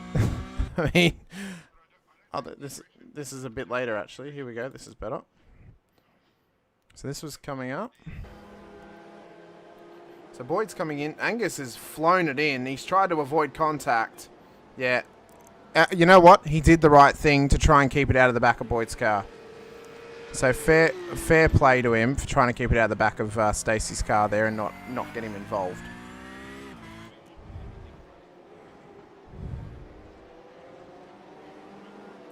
The pit speed would have gone straight up. In the meantime, a lot of cars have had their second stop. Those that haven't, Muir, Gardner, Zomo, who's boxing now, and Kurt Chapman, who we haven't spoken about a lot tonight, for the bronze, is our bronze leader. We've got Wilson. Yeah, so that's going to make a difference when Chapman pits there. And also Harry Dodds hasn't pitted yet. So there's still a few cars. We've only got 10.5 minutes to go, 7 laps to go. Look, they're not going to make it. We know they're not going to make it. But right now, this is the beauty of Sam Muir and his racecraft. Last lap, he did a 45.6. So the fastest lap of the race so far is a 45.2. He was convincingly the fastest last lap. So he's pushing now on light tanks. Tyres are pretty cooked, we know. They've done a lot of laps so far. They've done 27 laps. But is he competing in this lap? Yes, he is. Yeah, Pedersen's stationary for 10.3 seconds, so a lot shorter stop for the second stop. I would think this is going to be probably 8 seconds. I reckon there's decent gains to be had by Muir here. I think there is too. Might even be less. Yeah. I think he's going to come out in the lead for Sam. Oh, yeah. He was projected to lead after this pit stop as well. So I think he's going to take this lead and run it with hands on the horns, ready to run forward. There is less than 10 minutes to go. Gardner's in pit lane. Muir is in the box now. So when does he drop an exit? 8 seconds. He's now moving. Where is Pedersen? There he is, right there. Pedersen's about to be right on him here. No, he's there. So and then Muir has come out in the lead. But Pedersen is hot on his heels and his tyres are back up to temperature. So it's max pressure now for the next 9 minutes of this race for Sam Muir to bank the full 300 points. He doesn't have to do very much to hold on to this, but Pedersen's got to do all the work because he needs to beat Sam on the road if he wants to keep this championship fight alive. Loving this. Loving this. This is what... So the frustrating thing about this is that Pedersen had his chance a long time ago. When you got 30 seconds behind you, so P1 and 2 are so far down the road that they're talking about next month's Christmas break already. They're a long way ahead. Pedersen could have, should have, would have dropped behind, and it probably would have been roles reversed right now. But now Pedersen knows his target. He knows that the series leader is in front of him. He knows he's got a decent amount of pace, but like I've been saying, don't underestimate the pace of Sam Muir. He got up onto the back of Pedersen fairly easily last stint. Now that he's got some clear air, he might drive away with this. Pedersen might be the one hanging on to the draft. It might be the only way he hangs on, but Sam is driving beautifully at the moment. He's driving amazing at this stage of the race. He's got the fastest lap of the race over Pedersen by 1/100th of a second. At least that's only counting to 2 decimal places at the moment. So he is right on him as Ben. What more can he do now, though, to try and get past Muir? Because Muir has got a maximum run out of turn 14. Yeah. And he's going to run away with this up through 15 as well. Pedersen is not able to hang with him through that corner, and it's now out to 9/10 of a second. So is the writing on the wall for this one, or can Pedersen come back at him? Well, the only advantage Pedersen may have, probably should have had, is tyre wear. So he hasn't been running in dirty air the entire race, whereas Muir has been. But yeah, Muir's a crafty fella. He really is. You know, he might have been looking after a whole bunch of boxer tools there, and I would think he's looked after his tyres as well, because he's looking very comfortable, isn't he? Oh, he is indeed. He is looking super duper comfortable. Is Sam Muir compared to Ben Pedersen, but Ben looks comfy as well. But now, instead of being the defender and the leader, he has to be the chaser and the attacker. We know that Sam is more comfortable in the position of leading and defending. He has told us that before. Yep. We'll see how well this suits Ben. in this battle, but there's only 6.5 minutes to go. He's not giving me any indication he's going to be able to attack Sam on this run. And no, but again, I think we're we're underestimating Sam's speed. You know, that's right. Sam is fast. He's a series champion. He wins more races than he doesn't. So he's just doing a fantastic job. In the meantime, Mazoma has finally got to Acres. Now, both of these guys have got themselves into the top 10, where we thought before one of them would miss out. I think that must be on the back of Logan Howard's penalty. Was it Logan that got the speeding? Yeah, he got the speeding and pit lane penalty. So. Or was it Lawford? No, it was Lawford. Oh, Lawford before, on the last stop. Yeah, Lawford. So that's where they've made that game both now in the top 10. So well, they've both taken advantage of Howard's black flag that he got earlier, and then Lawford's one that he got off that last stop. So that's benefited both of them. Who's also benefited is Ellie Gardner up into the top 5. Howard can do it. He can put pressure on Acres. I mean, Acres doesn't necessarily need to battle Logan because they are of separate classes, and he doesn't have to worry about beating Logan necessarily. But he wants to stay within somewhat striking distance of Ellie Gardner. This result, though, with Rodney Gollan back in P18, will likely see Ellie Gardner take the lead of the Silver Championship with only 3 rounds to go across 2 weeks. One thing we can say is it's going to be an exciting 3 weeks of race, or 3 races across the 8 days that we'll be racing. A lot of pressure. Now we've got about 3 laps to go, and we haven't talked about him at all. We haven't shown him. Mr. Bridges, can we please go to the car 916? Because I think Kurt Chapman has done a sensational job tonight. Oh, he has. Bronze. Yeah. We shouldn't underestimate what's happening here. Got himself in the top 10. P8, in fact, gained 2 spots. This is a bronze class driver. Has made no mistakes that I know of. The fact that we haven't spoken about him all night tells me that he's been keeping out of trouble. He has. And has done a really consistent job. It doesn't look like there's a scratch on that car that I can see so far. Kurt has taken the mistakes of last week, Brenton, and has learned from them. And has done exactly what he needed to do to learn from them. That's exactly what you need to do. Yeah. And you know, and we're talking top 10 here. Look, albeit about a minute off the lead, but you know, considering there's been no safety cars, it's been straight up sprint race. You know what I mean? Well, it's not a sprint race, but you know what I mean. Like, these guys have been on it because the racing has been close at the top. And Pedersen must have made a mistake. There's now 4.5 seconds, so Ben's made a mistake somewhere. He has, and this is the mistake he made, the exact mistake he made. So it was down through turn 1. And was it maybe turn 2 or 3? He's just lost the rears, maybe. Here. Yeah, I think so. Yep, exactly that. There it goes. Yep. So I think now for Ben, consolidate P2, get the points. You're not going to gain anything on Sam tonight. There's still 3 races, though, for you to gain something. The right guys need to get around Ben here.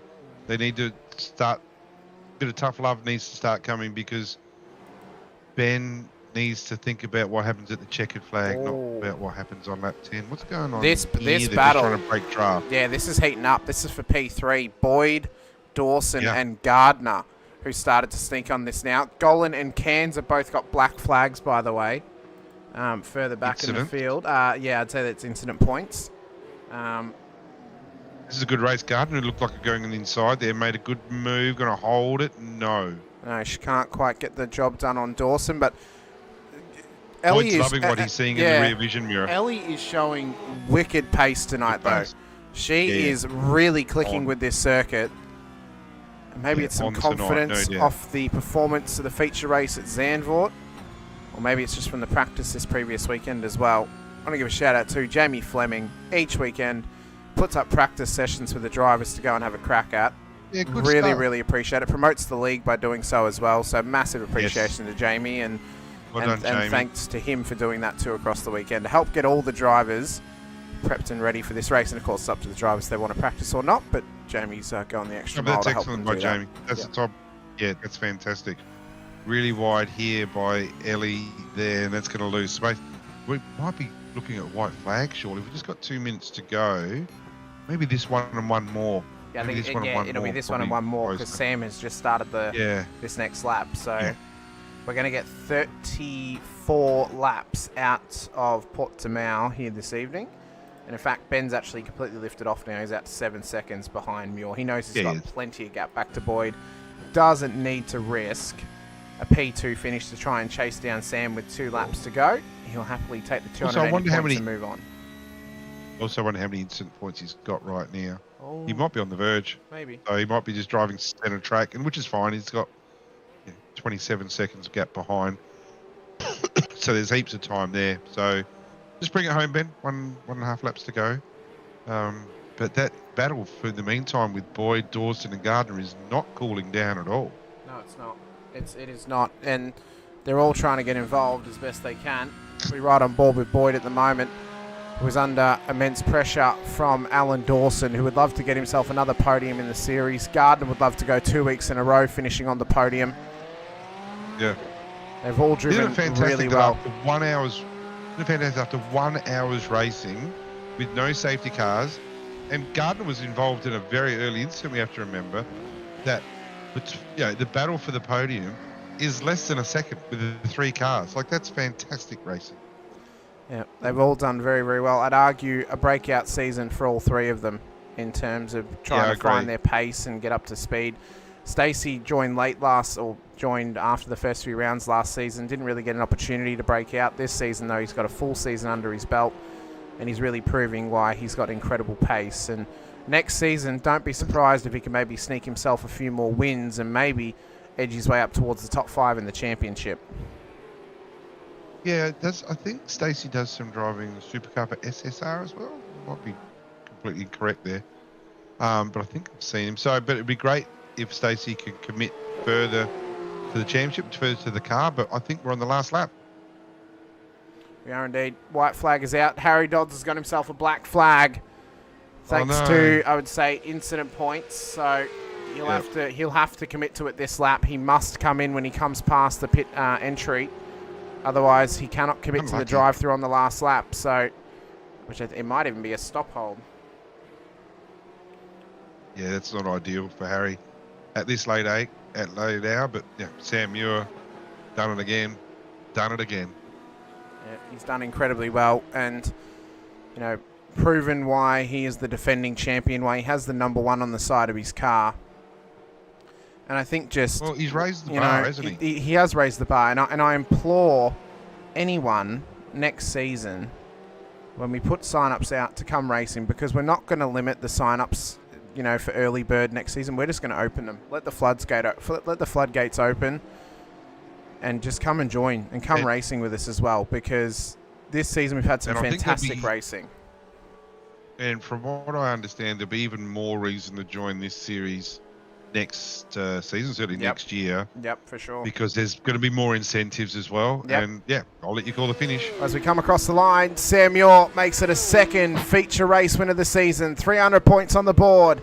It's another win and an extension of the championship lead. Ben Pedersen, though, who is going to cruise up towards the line. And actually, he's going to finish the race in pit lane. He doesn't want to have to do the extra lap. He doesn't want to finish the extra lap, so he's just going to pull it in and finish the race in P2.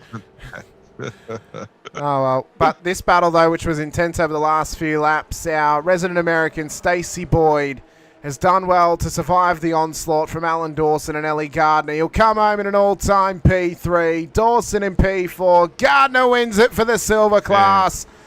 In a fantastic effort, she'll take the championship lead for the silvers. Stanley, in arguably one of the best drivers of the night, up 16 positions. Lawrence did very well too. He was also up 15. Kurt Chapman as well makes up for last week's mistakes and last week's losses and will take home another bronze class win to extend his championship lead. Mazomo, great recovery into the top 10. And Logan Howard, after a drive-through penalty, a great recovery for him too to get back to P10 in this race. Fantastic effort. Porsches are good tonight. It was good driving, good racing. Sam Muir, just dominant.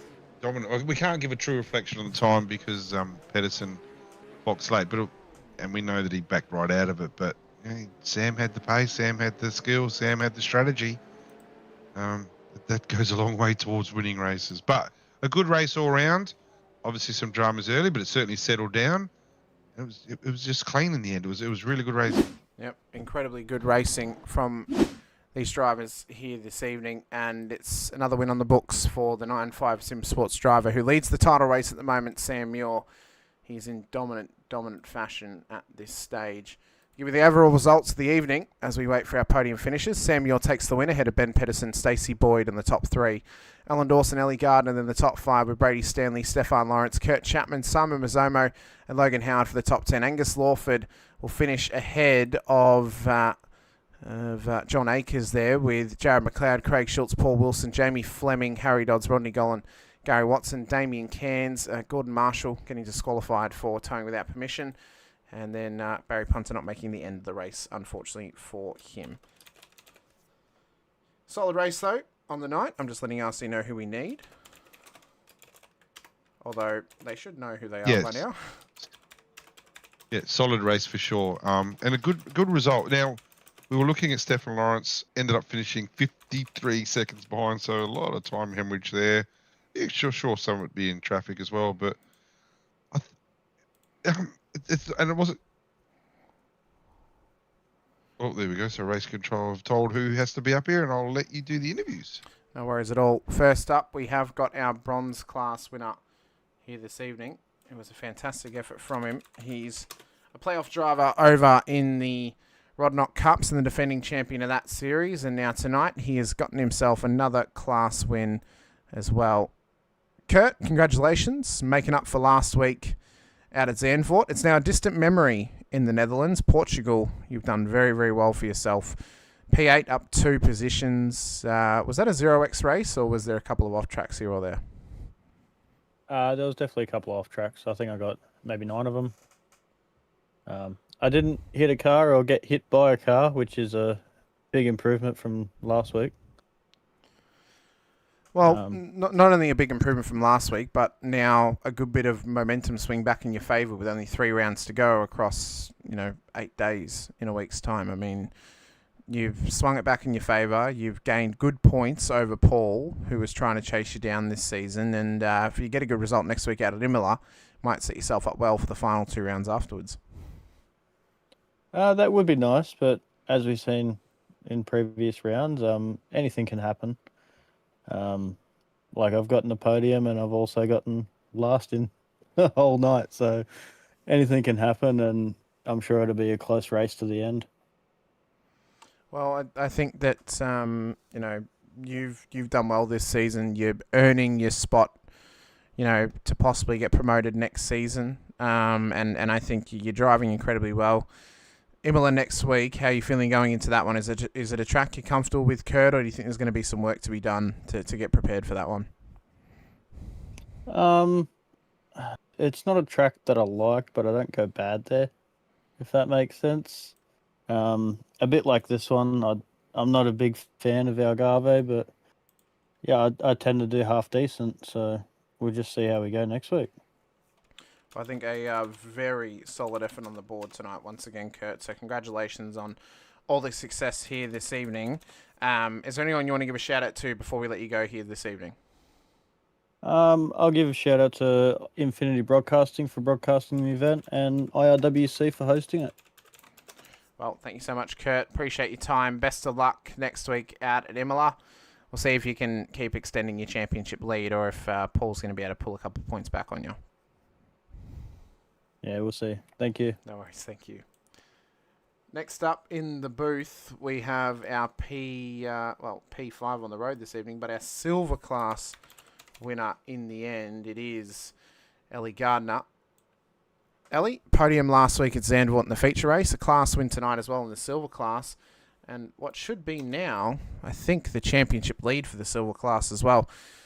How was that one for you? You looked very comfortable out there around here at Portimao. Yeah, maybe. Comfortable is not the right word because I'm like drenched in sweat and I'm running on about 2 hours sleep and everything felt off. But yeah, the pace was good. Kind of disappointed after that first lap incident. I feel like I could have, I don't know, if I started a bit better and maybe hang on to Sam and Ben. The pace was pretty good, but yeah, it was a good recovery anyway. I mean, I think a great recovery, and I think backed off of the recovery you had last week, a very solid couple of weeks for you. How are you feeling going into Imola next week, because it's a tough track, bit of a different sort of approach that's going to be needed to go into that one. Have you got some confidence going into it, or do you think there's going to be a little bit of preparation needed for that race next week at Imola? I think I did about 12 or something official races the other week when it was on. Imola is one of my favorite tracks.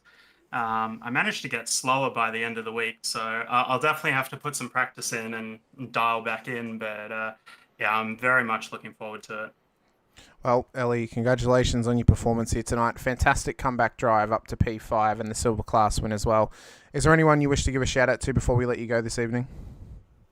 Yeah, shout out to my girlfriend again, Rhiannon, my friends and family. That's always very supportive, and yeah, everyone who hits me up and checks how I'm doing. Well, thank you so much, Ellie. Best of luck next week out at Imola, and congratulations on your performance here this evening at Portimao. Thanks, Hamish. Thank you. Next up, we have our race winner here this evening. He's the championship leader and the defending champion as well, in what has been a very solid night on the road for him, and it's an extension of his championship lead. It's another 300 points on the board. It is Sam Muir in the number 195 SimSports entry. Sam, congratulations. Race win, 300 points, an extension of the championship lead. Now, what sort of pressure is on you across these next 3 rounds when we head out to Imola, Bathurst and Belle Isle to end out the season? Because right now you are sitting very pretty at the top end of town. Hamish, hey Brenton. Yeah, still a fair bit of pressure on. Can't use any drop rounds for Detroit, and I'm pretty sure that Benny's got the lap record around there in a Porsche, so he goes on right. So, yeah, he's going to be a good chance to walk away from there with 300 points. So unless we're 300 points clear going into there, which is going to be a pretty tough ask, yeah, there's going to be still lots of pressure to get some results over these next couple of weeks. Well, I suppose we could say Imola, tough track, sprint round format, opportunity to drop some points. Bathurst is going to be a real opportunity to drop points. We know how chaotic it was last time, although this time we're running 2 25-minute races, so who knows how that's going to work out. And then, yeah, we said Belle Isle. Ben's very, very fast around there. He's probably going to be the favourite to try and take the race win that evening, so I suppose you're going to have to try and reel him in, keep him at a decent distance, or somehow have some luck and build out the gap above 300 points so you can lead the championship into Belle Isle and win it before we even get there.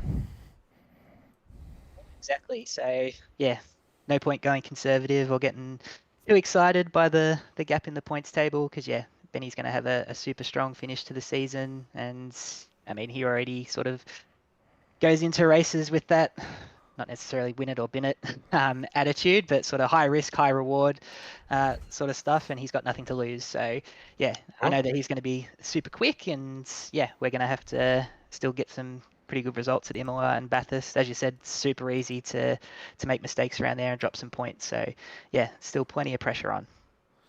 Well, you've had a phenomenal effort this season, Sam. Really, really appreciate your time this season as well. Brenton, is there anything you want to say or ask Sam before we let him go? No, look, Sam, if you could tell me, please, in the first, and I got to admit, I've had a bit of a distraction. My young fella's about to go out. The first 2 stints, you might have already said this, don't know. Were you saving fuel? Yeah, I was. Saving just a little bit just to get that extra lap. So, yeah. Because we noticed at your last stop, you were a second and a half quicker stationary, and you also were able to go that extra couple of laps on that light fuel. So, when Ben had pitted, that's when you decided to push to a really good in-lap. It looked pretty obvious that that's what you're doing. I think your racecraft's been fantastic this season all through, and your speed, even as the defending champion, I think your speed's actually got quicker as well. So you're really putting it to the rest of them, putting the challenges out. It's not your job to get worse. It's everyone else's job to get better. I think you've been really good this season. Cheers, Brenton. Means a lot. Yeah, that was one of our big focus points coming into this season.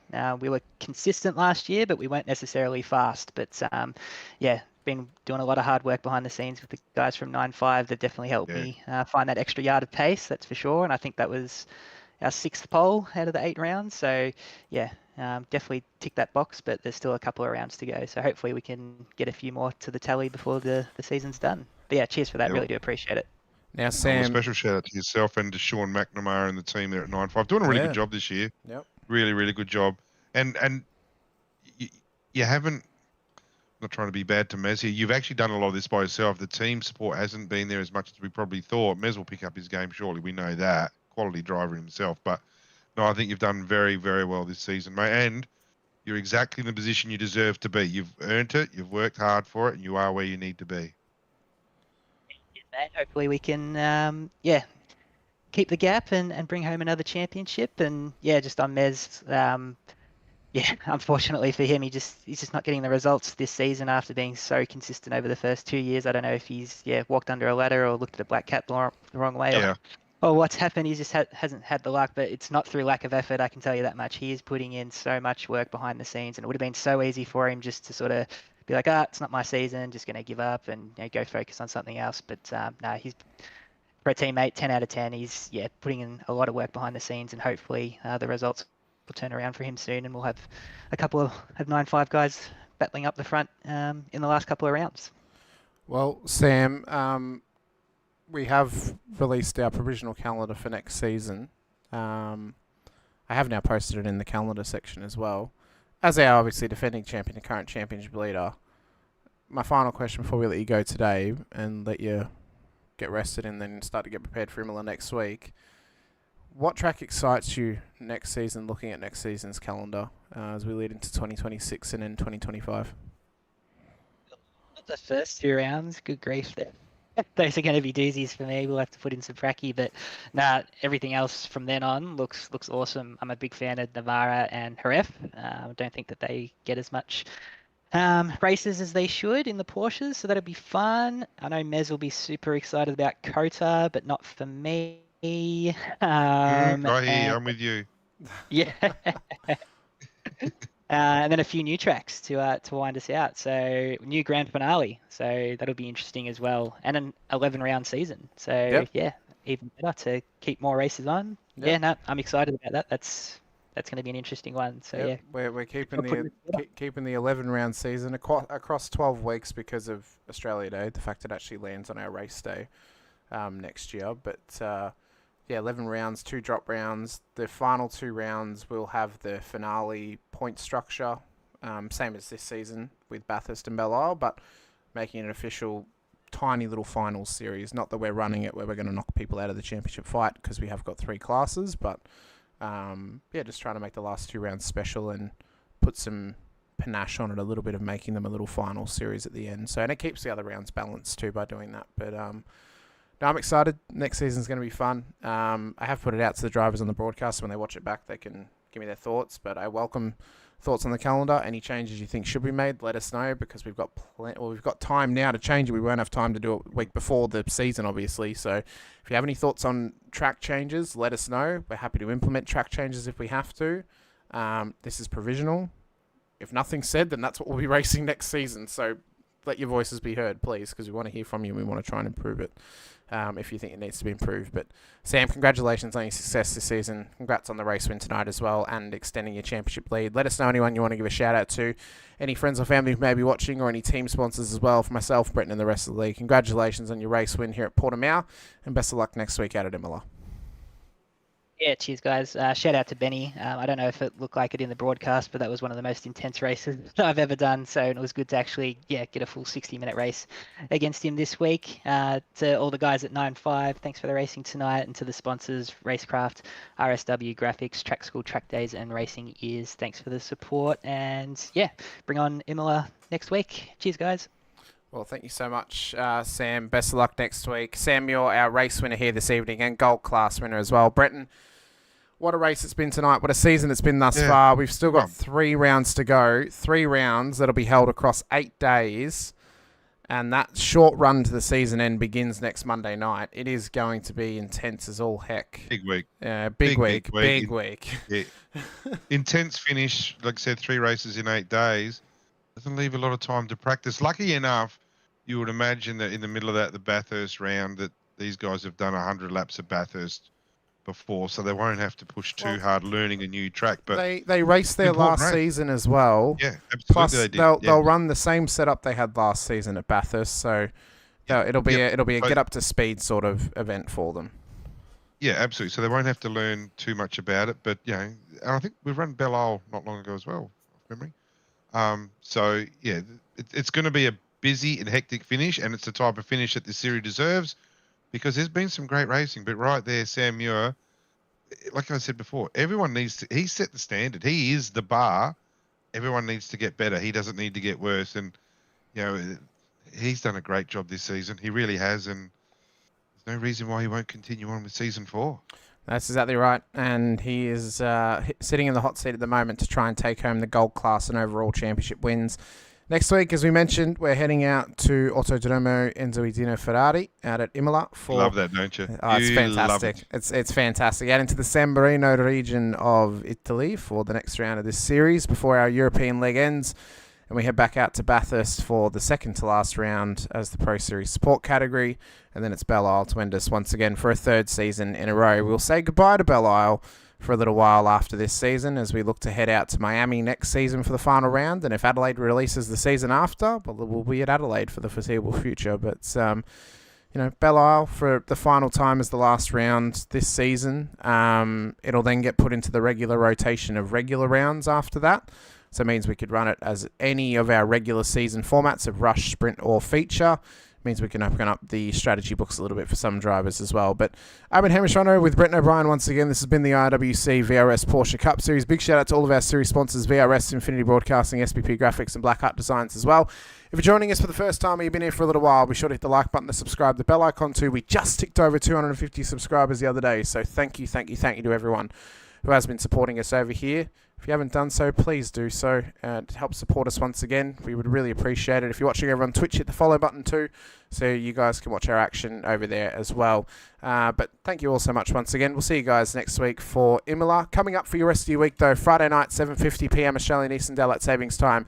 Playoffs round 1 for the Rod Knock Cup Series as we head out to Texas Motor Speedway and we begin the chopping block of trying to find a second series champion in the NASCAR realm. And then Saturday evening, 8:30 p.m. Australian Eastern Daylight Savings Time, we go racing with Racecraft Simulations V8 Veterans action once again as we head out to Autodromo Hermanos Rodriguez for round 8 of season 25. But until then, thank you so much for watching. Stay safe, drive hard, and as always, bye for now.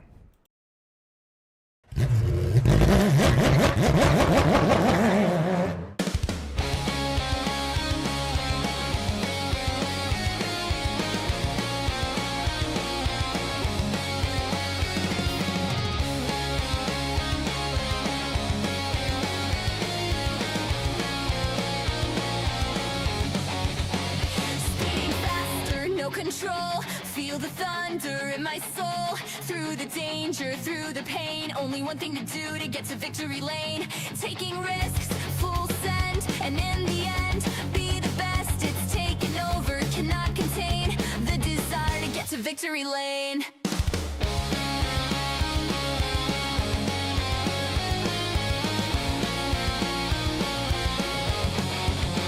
I hear the echoes of the past, the roaring ghosts that never last. But here I stand, the finish line. One last race, one last time. Through it all, get past the pain. Cutting the laps, making gains. Feeling tired, get to my aim. The desire to get to victory lane. Speeding faster, no control.